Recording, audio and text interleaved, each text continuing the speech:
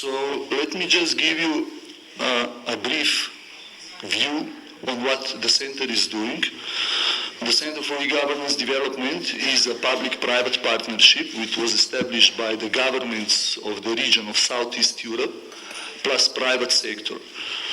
And coming to the topic that Vasco presented, like ICT as a driver for e-democracy, I would also say ICT as a driver, but also as an enabler. And that's what today the paradigm is about when we face budgetary cuts, when we face the new economic paradigm being envisaged, and facing also when you come back to your respective countries and try to convince your Minister of Finance at the end where to allocate resources, you need to make a good case in order to be able. So what we will talk about here, about the solutions, good practices, to implement it at the end. So because of that, we structured our approach to the information society development also, as you see, in these 7 pillars around identification of priority areas where to develop information society.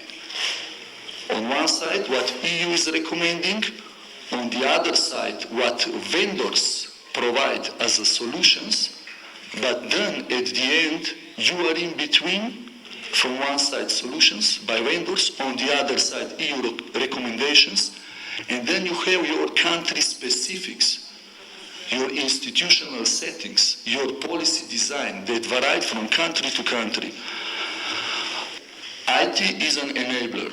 Today, the cloud computing, the whole story about cloud computing, cloud services, it is only for enabling the objectives, the policy objectives, and what we would like to achieve. So that's how the center is structured, that's how we run curriculums, education, and that's how we advise to develop information society.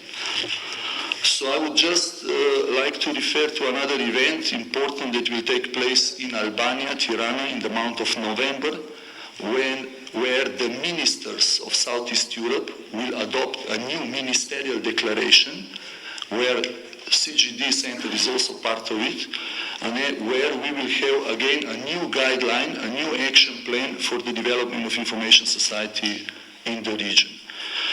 So with that, I would conclude my short introduction and only express my gratitude to be here, also to be a part of the event co-organized by Make Sense and run by Vasco Kronevski and his great team.